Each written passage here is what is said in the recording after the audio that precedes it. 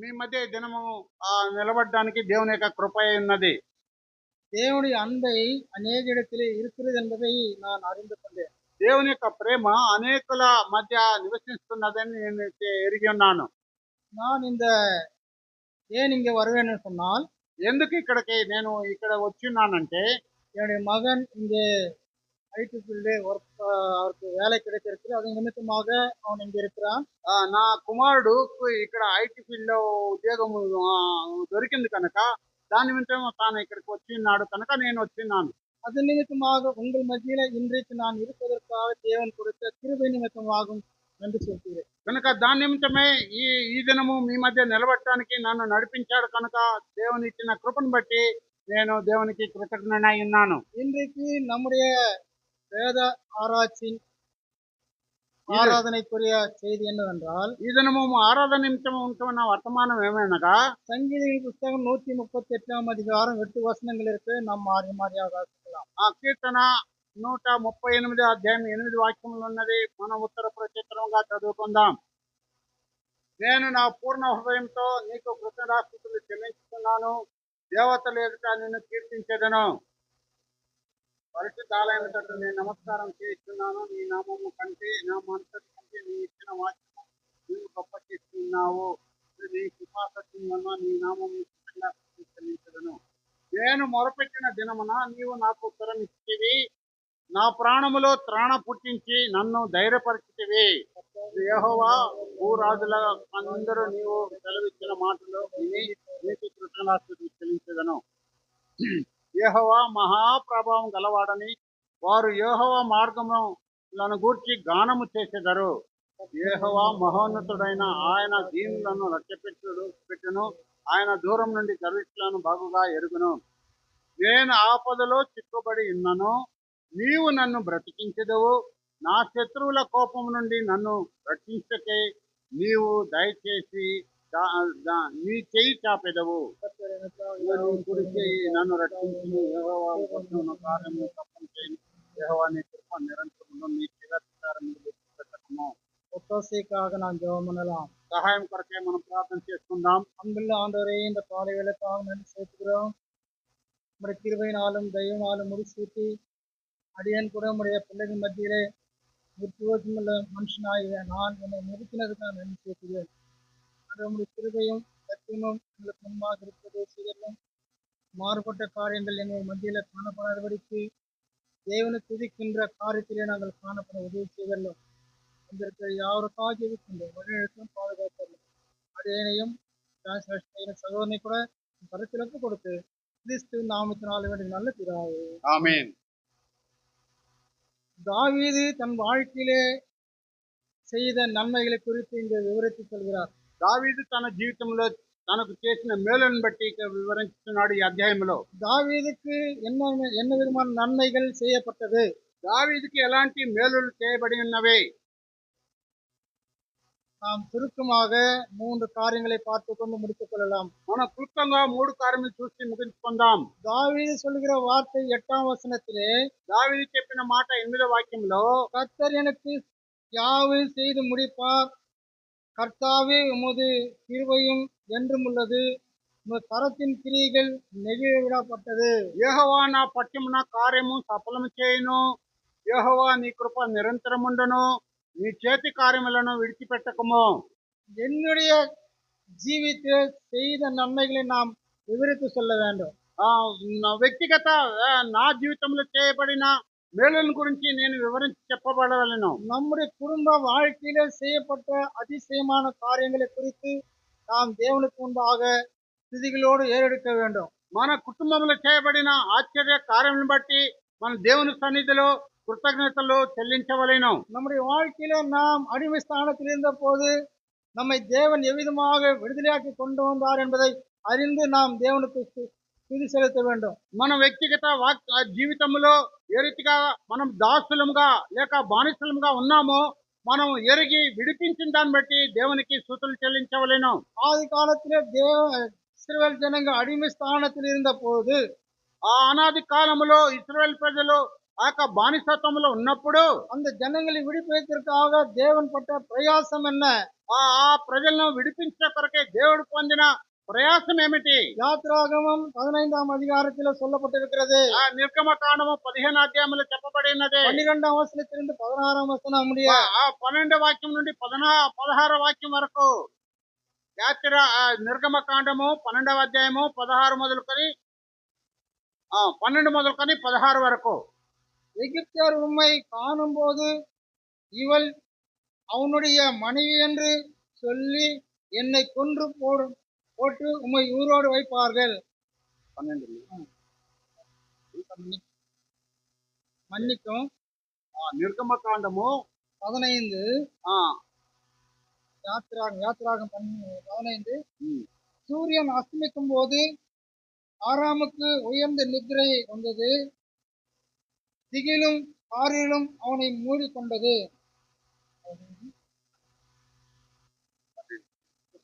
ఆ రాత్రి నేను 15 క్షమించండి, యాత్రాగం 15 12 நீர் உமது வலது கரத்தை நீட்டி பூமி அவர்களை விழுங்கி போட்டது. నీ దక్షిణ హస్తమును చాపితివి, భూమి వారిని మృంగివేశాను. யாரோட கை அங்க நீட்டப்பட்டது என்று சொன்னால், ఎవరి యొక్క హస్తం అక్కడ చాపబడిందంటే మోసే கொண்டு தேவனுடைய கரம் நீட்டப்பட்டது. మోసే ద్వారా దేవుని యొక్క హస్తము చాపబడినది. அந்த ஜனங்களை விடுவிக்க மோசே கொண்டு அங்க தேவன் செய்த காரியங்கள், ఆ ప్రజలను విడిపించే కొరకే మోసే ద్వారా దేవుడు చేసిన మహత్య కార్యములు. 13வது வசனம் 13వ వాక్యము, நீர் மீட்டு கொண்ட இந்த ஜனங்களை உமது கிருபையினாலே அழைத்து வந்தீர். నీవు విమోచించిన ఈ ప్రజలను నీ కృప చేత తోడుకొని పోతివి. அடிமை ஸ்தான வாழ்க்கையில் காணப்பட்ட இந்த இஸ்ரேல் ஜனங்களுடைய வாழ்க்கை, వారు బానిసల్లో ఉంటున్న వారి జీవితము, ఇశ్రాయేల్ ప్రజల యొక్క జీవితమును நீர் மீட்டு கொண்டு வந்த இந்த ஜனங்கள் கிருபையினாலே காணப்பட்டவர்களா இருக்கிறார்கள். నీవు విమోచించిన ఈ ప్రజలను నీ కృప చేత తోడుకొని పోతివి. இந்த நாளில நாம் கூட ஒரு நாளில பாவத்திற்கும் அக்கிரமத்திற்கும் அங்கே అడిమేలాగా இருந்த పోదు, ఈ దినము ఒక దినము పాపమునకు అతిక్రమమునకు మనము దాసులంగా ఉన్నప్పుడు, இந்த உலகத்திலே విగ్రహ ఆరాధన செய்து கொண்டு வந்த நம்முடைய வாழ்க்கையிலே, ఈ లోకములో విగ్రహారాధన చేస్తున్న మన జీవితంలో நம்மை பாவத்திலிருந்து விடுதலையாக்கி கொண்டு வந்த தேவனுக்கு நீயும் நானும் என்ன விதமாக நன்றியை ஏறெடுக்கின்றோம். మా పాపం నుండి విడిపించి తీసుకొచ్చిన ఆ దేవునికి నీవు నేను ఎలాంటి కృతజ్ఞులై ఉండవలేను. 14ஆம் వచనத்திலே 14వ వాక్యములో, ஜனங்கள் அதை கேட்டு జనములు విని தத்தளிப்பார்கள், దిగులు పడును, பெலிஸ்தேரின் குடிகளை திகில் பிடித்தது, ఫిలిష్తీయుల నివాసులకు వేదన కలిగెను. உன் நிமித்தமாக உனக்கு விரோதமாக காணப்பட்ட பெலிஸ்தேர் என்கின்ற இந்த உலக ஜனங்களுக்கு உன்னை பார்த்து திகில் வந்தது. కనుక నీ నిమిత్తమై లోకములో ఉంటున్న ఫిలిష్తీయులైన ఆ లోక ప్రజలకు నీ నిమిత్తం వారికి వేదన కలిగెను. நீ துதிக்கின்ற ஆராதனை பார்த்து அவர்களுக்கு திகில் ஏற்பட்டது. నీవు స్తుతించే ఆరాధన చూసి వారికి వేదన కలిగెను. தேவன் செய்கின்ற மகத்துவமான காரியங்களை நாம் விவரித்து சொல்ல முடியாது. దేవుడు చేసిన ఆయా మహాత్మైన కార్యములను మేము వివరించలేము. தேவன் நமக்கு என்னென்ன விதமாக செய்தார் என்பதை நாம் వర్ణిக்க முடியாதவர்களாக இருக்கின்றோம். దేవుడు ఎలాంటి విధములో మనను మనకు మేలులు చేశాడని మనము వర్ణించలేము. ఈ విధமாக దావీదుని வாழ்க்கையில செய்யப்பட்ட, ఈ రీతిగా దావీదు యొక్క జీవితంలో చేయబడిన என்ன విధமான தாவீதுக்கு ஏற்பட்ட நிலைமையிலிருந்து தேவனை துதித்தார். అలాంటి దావీదు ఆ పరిస్థితుల నుండి ఆయన విడిపించబడ్డాడు కనుక దావీదు స్తుతించాను. 103ஆம் சங்கீதத்தை நாம் எடுத்துக்கொள்ளலாம். ఆ 103వ కీర్తన మనం తీసుకుందాము. 103ஆம் சங்கீதத்திலே முதலாவது வசனத்திலிருந்து வாசிக்கும் போது, ఆ 103వ కీర్తన మొదటి వాక్యముల నుండి మనము ధ్యానించినప్పుడు, என் ஆத்துமாவே கர்த்தரை ஸ்தோத்திரி, என் முழுமே அவர் பரிசுத்த நாமத்தை ஸ்தோத்திரி தாவீது சொல்கின்றார். నా ప్రాణమా యెహోవాను సన్నిధించుము, నా అంతరంగమునున్న సమస్తమా ఆయన పరిశుద్ధ నామమును సన్నిధించుమని దావీదు పలుకుతున్నాడు. தன்னுடைய ஆத்மாவுக்கு செய்த நன்மைகளை குறித்து దావీదు ஏறெடுக்கின்ற காரியம், తన ప్రాణము గురించి చేసిన మేలును బట్టి దావీదు స్తుతించే కార్యము. 2வது వచనத்திலே 2వ వాక్యములో, என் ஆத்மாவை கர்த்தரை ஸ்தோத்திரி, அவர் செய்த సకల ఉపకారங்களை మరవాదు. నా ప్రాణమా యెహోవాను సన్నిధించుము, ఆయన చేసిన ఉపకారములో దేనిని మరవకము. நமக்கு, நம்முடைய குடும்பத்திற்கும், நம்ம பிள்ளைகளுக்கும், நம் தேசத்துக்கு நமக்காக செய்த ఉపకారங்களை குறித்து நீயும் நான் స్తోత్రిக்கிறோமா? మనకును మన కుటుంబమునకును మన పిల్లలకును మన దేశంలో చేసిన ఉపకారం బట్టి దేవుని స్తుతించవలెను మరవకుండా. అన్య జనಗಳ మధ్యలో ఉన్న విడుదలాకిన దేవునికి ఉన్న ஆத்துமாவில் எவ்விதமான காரியங்களை சிந்தித்து நீ உபகாரமாக அவர் ஆராதிக்கின்றாய். అన్య జనముల మధ్య నీవు దేవుడు చేసిన మేలను బట్టి నీ ఆత్మకు ఇచ్చిన ప్రాణాత్మ దేహమును మోక్షించిన దాన్ని బట్టి నువ్వు ఎలాంటి ఉపకారంలో దేవుని మరవకుండా ఉన్నావు. மூன்றாவது வசனம், మూడవ వాక్యము, அவர் உன் அக்கிரமத்தை எல்லாம் மன்னித்து உன் நோய்கள் எல்லாம் குணமாக்கினவர். ఆయన నీ దోషములన్నిటిని క్షమించేవాడు, నీ సంకటములన్నిటిని కుదుర్చేవాడు. எகிப்தில காணப்பட்ட ஜனங்கள் எல்லாம் அக்கிரமத்தை மன்னித்தார். కనుక ఐగుప్తులో ఉంటున్న ప్రజలందరి యొక్క ఆ యొక్క సంకటములను దోషములను ఆయన క్షమించాడు. இந்நாளில காணப்படுகிற நம்முடைய வாழ்க்கையில இருக்கிற அக்கிரமத்தை மன்னிக்கப்பட்டது. ఈ దినము మన జీవితంలో కూడా ఉంటున్న దోషములన్నిటిని ఆయన క్షమించి వేశాడు. நான்காவது வசனம், నాలుగవ వాక్యము, உன் பிராணனை அழிவுக்கு விலக்கி மீட்டு உன்னை கிருபையினாலும் இரக்கங்களினால் முடிசூட்டினார். సమాధి నుండి నీ ప్రాణమును విమోచించుతున్నాడు, కరుణా కటాక్షములను నీకు కిరీటముగా ఉంచుతున్నాడు.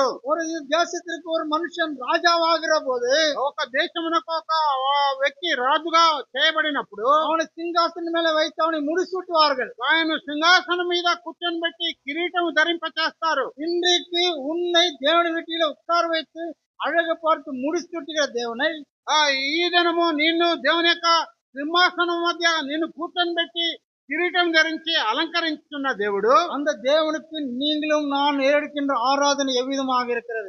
అలాంటి దేవునికి నీవు నేను చెల్లించే ఆరాధన ఎలాంటిదై ఉండవలేను. ஐந்தாம் வசனம், ఐదవ వాక్యము, நன்மையினாலே உன் வாயை திருப்தியாக்குகிறார், கழுகுக்கு சமானமான் உன் வயது திரும்ப வாழ வயதாக மாற்றுகிறார். పక్షిరాజు యవన వలె నీ యవనమును కొరతదగుతుండునట్లు మేలుతో నీ హృదయమును తృప్తిపరుస్తున్నాడు.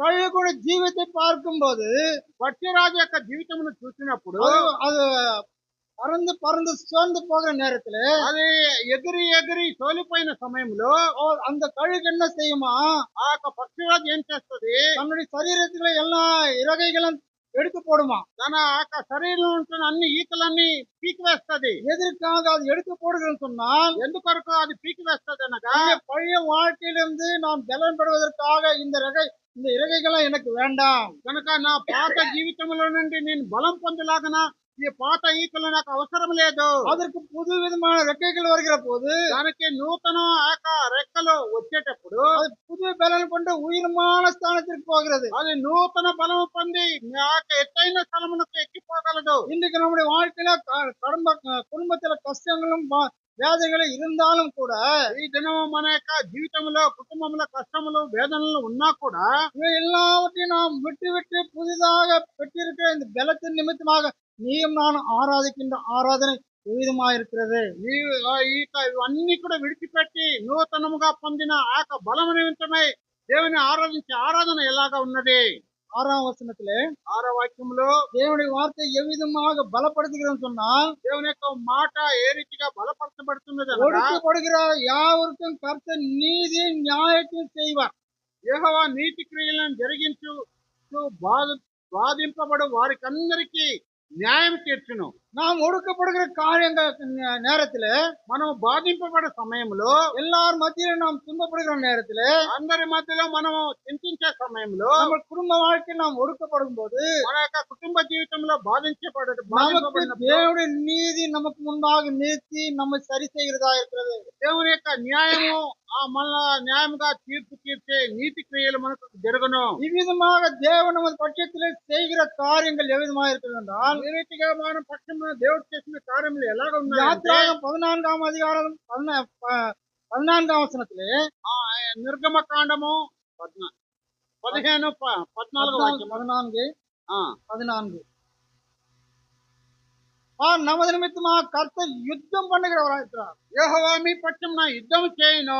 நம்முடைய சத்துருக்களுக்கு முன்பாக அவன் நமக்கு முன்பாக நின்று அவர் யுத்தம் செய்கிறவராக இருக்கிறார். మన శత్రువు ముందుగా మనకు ముందుగా నిలబడి ఆయన యుద్ధం చేసేవాడై ఉన్నాడు. அவர் எப்படிப்பட்ட தேவன் என்று சொன்னால், ఆయన ఎలాంటి దేవుడు అంటే பராக்கிரமமுள்ள தேவன், పరాక్రమ గల దేవుడై ఉన్నాడు. அவர் எப்படிப்பட்டவர் என்று சொன்னால், ఆయన ఎలాంటి వాడు అనగా நமது நிமித்தமாக கேடகத்தை பிடித்து நமக்கு எந்த விதமான ஆபத்து வராமல் பாதுகாக்கிற தேவன். మన నిమిత్తమే ఆ కీడమును మనకు అడ్డంగా పట్టుకొని ఎలాంటి ఆపద రాకుండా కాపాడే దేవుడు. இவ்விதமாக தேவன் நமது நிமித்தமாக யுத்தம் செய்கிறவர் மாத்திரமல்ல, ఇలాంటి దేవుడు మన పక్షమున యుద్ధం చేయవాడు మాత్రమే కాదు, அதே அதிகாரத்திலே అదే అధ్యాయంలో 25ஆம் வசனம், 25వ వాక్యము, அவருடைய ரதங்களிலிருந்து பொருளைகள் கழவும் அவர்கள் தங்கள் ரதங்களை வருத்தத்தோடு நடத்தவும் பண்ணினார். அப்போது எகிப்தியார் இஸ்ரவேலை விட்டு ஓடி போகவும் கர்த்தர் அவர்களுக்கு துணை நின்று எகிப்தியாருக்கு விரோதமாக யுத்தம் செய்தவராயிருக்கிறார். 25వ వాక్యం, వారి రథ చక్రములు ఊడి పడినట్లు చేయగా వారు బహు కష్టపడి తోలుచుండిరి.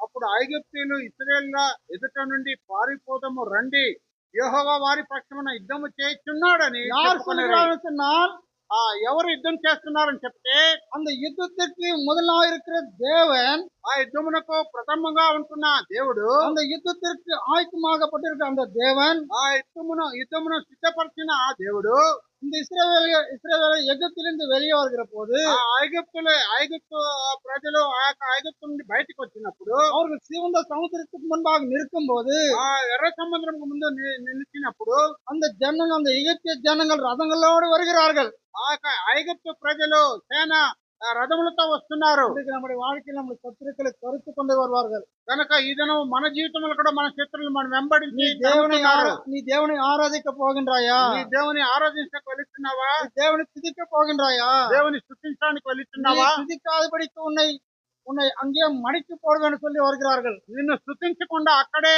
నిన్ను అడ్డగిస్తానని మనం వెంబడిస్తున్నారు. இந்த எகிப்தியால் இந்த இஸ்ரவேல் ஜனங்கள், ఐగుప్తులో ఉంటున్న ఇశ్రాయేల్ ప్రజలు, இந்த ஜனங்கள் தேவனை துதிப்பதற்காக எகிப்தை விட்டு சிவந்த సముద్రத்துக்கு முன்பாக வந்தார்கள்.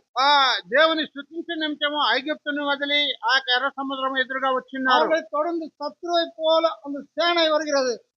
వారిని వెంబడించి శత్రువులాగా ఐగుప్తు సేన రథములతో వస్తున్నారు. அந்த வருகிற அந்த சேனைகளுடைய ரதங்களை, அந்த சீலைகளை கழித்து போடுகிறார்.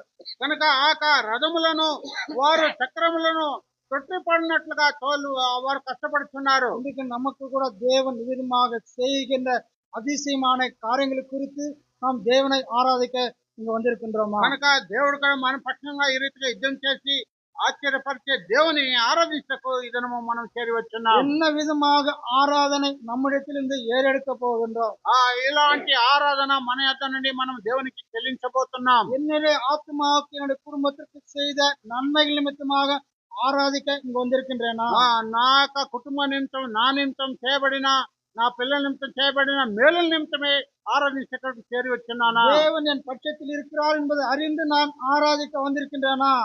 దేవుడు నా పక్షమున ఉన్నాడని ఎరిగి ఆరాధించకు వచ్చున్నానా? நான் எனக்காக யுத்தம் செய்கிறவரை நான் துதிக்க வந்திருக்கிறேன் என்று అది ఆరాధికిండేనా? నా పక్షమున యుద్ధం చేస్తున్న దేవుని స్తుతించడానికి చేరి వచ్చున్నానని చెప్పగలమా? இரண்டாவது காரியத்தை பார்த்து நாம் முடித்துக் கொள்ளலாம். రెండవ కార్యం చూసి మనం ముగించుకుందాం. என்ன விதமாக தேவனை உன்னுடைய முழு இருதயத்தோடு ఆరాధిக்க வந்திருக்கின்றார்? ఏ రీతిగా నీ యొక్క దేవుని నీ పూర్ణ హృదయంతో ఆరాధించడానికి చేరి వచ్చున్నావు? 95ஆம் சங்கீதம் 95వ కీర్తన 3வது వచనం, 3వ వాక్యము. 95ஆம் சங்கீதம் 3வது 95:3. இந்த యెహోవా మహాదేవుడు, దేవతలందరికీ పైన మహత్యం గలవా మహారాజు. இந்த தேவன் எப்படிப்பட்டவராக இருக்கின்றால், ఈ దేవుడు ఎలాంటి వాడై ఉన్నాడు? மகாதேவன் எல்லா தேவர்களுக்கும் மேலானவர். యెహోవా మహాదేవుడు, దేవతలందరికీ పైన మహత్యం గలవారు, మహారాజు. நம்முடைய தேசத்துல நமக்கு ஒரு எப்படி ஒரு பிரைம் மினிஸ்டர் இருக்காரோ, మన దేశమునకు మనకు ఏ రీతిగా ప్రధానమంత్రి ఉన్నాడో అవిధமாக దేవుని పిల్లలకు దేవునానவர் మహారాజావా இருக்கிறார். ఆ రీతిగా దేవుని పిల్లలకు దేవుడైన యెహోవా మహారాజుగా ఉంటున్నాడు. அவர் செய்கிற அதிசயமான காரியங்கள், ఆయన చేసిన మహత్యమైన కార్యములు, సంగీతం 119ஆம் சங்கீதம் 46வது వచనం, కీర్తన 119:46లో రాయబడి ఉన్నది. 119:46.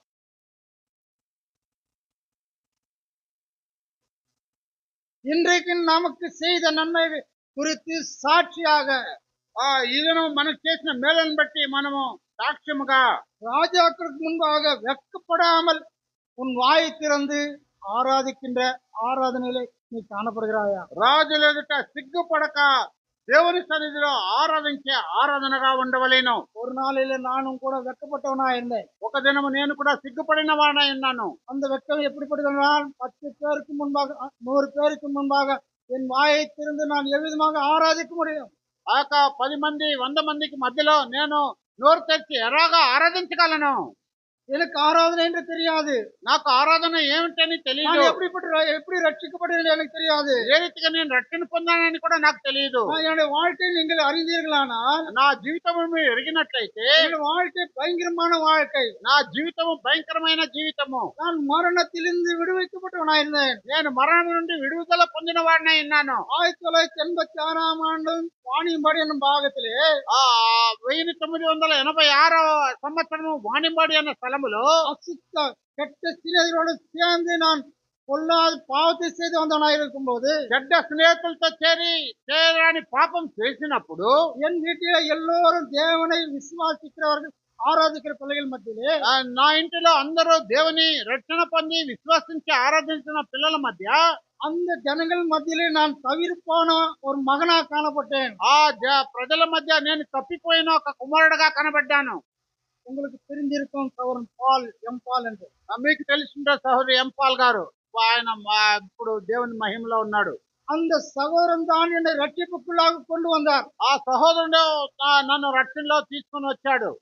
அவரை நான் எப்படி அணுகினேன் என்று சொன்னால் ఆయన ఏ రీతిగా నేను ఆయన దగ్గరికి చేరానంటే அவர் எனக்காக பட்ட பிரயாசம் அதிகமானது. ఆయన నా కొరకు పొందిన ప్రయాసం ఎంతో గొప్పదై ఉన్నది. இந்த மனுஷன் அழிந்து போகக்கூடாது. ఈ యొక్క మనుషుడు నాశనమైపోకూడదు. இந்த மனுஷன் தேவனை ஆராதிக்க வேண்டும் என்று அவர் எடுத்துக்கொண்ட பிரயாசம் ఈ మనుషుడు దేవుని ఆరాధించవాలని తాను తీసుకున్న ప్రయాసము கொஞ்சம் நஞ்சம் பிரயாசம் கிடையாது. ఇంత అంత ప్రయాసం కాదు. நான் மரண வாழ்க்கையில படுக்கையில இருந்த போது నేను మరణ యొక్క అవస్థలో నా పడకలో పడినప్పుడు எனக்காக தன் சொந்த ரத்தத்தை கொடுத்து ஜீவனை இன்றைக்கு நான் ஜீவிக்கிறேன் சொன்னால் கிருபையினாலே அவர் ரத்தத்தினாலே நான் இன்றைக்கு உங்கள் மத்தியில காணப்படுகிறேன். నా కొరకు ఆయన సొంత రక్తమును నాకు అనుగ్రహించి నాకు జీవము అనుగ్రహించాడు కనుక ఆ కృప ద్వారా ఆయన రక్తం ద్వారా ఈ దినం మీ మధ్య నిలబడి ఉన్నాను. అనుదినமும் என்னை விசாரிக்கிறவராகின்றார். అనుదినము నన్ను విచారించేవాడై ఉన్నాడు. தேவனும் கூட நம்மை விசாரிக்கிற தேவனா காணப்பட்டார். ఈ దినము మన దేవుడు కూడా ఆ రీతిగా విచారించేవాడై ఉన్నాడు. இன்றைக்கு நாம் ஆராதிக்கிற தேவன் என் பட்சத்திலே 138ஆம் சங்கீதம் 8ஆம் வசனத்தின்படியாக தேவன் உனக்கு செய்த నన్మలి గురించి ఆరాధిక్రాయా కనుక ఈ దినము 138వ కీర్తన 8వ వాక్య ప్రకారంగా నీవు నేను ఆరాధించకు సమర్థులమై ఉన్నామా? என்ன విధமாக நாம் முழு இருதயத்தோடு ఆరాధిక வந்திருக்கின்றோம். ఏ రీతిలో మనం పూర్ణ హృదయంతో ఆరాధించడానికి చేరి వచ్చున్నాము? యోహాను సువిశేషం 4వ అధ్యాయం. యోహాను సువార్త 4వ అధ్యాయము. యోహాను సువిశేషం 4వ అధ్యాయం. యోహాను సువార్త 4వ అధ్యాయము 23వ వచనం 23వ వాక్యం. யோவான் சுவார்த்தை 4:23. உண்மையாய் தொழுது கொள்கிறவர்கள் பிதாவை ஆவியோடும் உண்மையோடும் தொழுது கொள்ளும் காலம் வரும், அது இப்பொழுதே வந்திருக்கிறது. தம்மை தொழுது கொள்ளுகிறவர்கள் இப்படிப்பட்டவர்களாக இருக்கும்படி పిదావాన విరుంబగవరాయికరార్. అయితే యథార్థంగా ఆరాధించు వారు ఆత్మతోను సత్యంతోను తండ్రిని ఆరాధించు కాలము వచ్చున్నది, అది ఇప్పుడే వచ్చినది. తను ఆరాధించే వారు అట్టివారే కావాలని తండ్రి కోరుకొనుచున్నాడు. இந்த நாளிலே இப்பொழுது நமக்கு வந்திருக்கிற காலம், ఇప్పుడు ఈ సమయంలో మనకు వచ్చిన ఏక కాలము. இன்னும் நமக்கு பின்னாடி இருக்கிற காலங்களில் எல்லாம் ஆராதிப்போமோ ஆராதிக்க முடியாது நமக்கு தெரியாது. ఇంకా మిగతా రాబో కాలంలో మనం దేవుని ఈ రీతిగా ఆరాధించగలమా ఆరాధించలేమా అది మనకు తెలియదు. இந்த காலத்துல இப்பொழுதே நாம் ஆராதிக்கும் போது, ఈ కాలంలో ఇప్పుడే మనం ఆరాధించేటప్పుడు தேவன் ஆத்மாவுக்கு செய்த நன்மைகளை குறித்து நீ மேன்மை பாராட்டுகிறவனா இருப்பாய். దేవుడు ప్రాణమునకు చేసిన ఆక మేలును బట్టి నువ్వు దేవుని కృతజ్ఞతతో స్తుతించవలేను. நாம் ஆராதிப்பதற்கு முன்பாக உண்மையோடும் முழு இருதயத்தோடும் முழு ஆத்மாவோடும் ஆராதிக்க దేవుడు நமக்கு ఉదయం செய்வாராக. మనం ఆరాధించక ముందు ప్రాణాత్మ దేహముతో పూర్ణ హృదయంతో పూర్ణ ఆత్మతో ఆరాధించడానికి ప్రభు సాయం చేయను గాక. కర్తరిన్ వార్తలు ఆశీర్వదించు. ప్రభు ఈ మాటలను ఆశీర్వదించును గాక.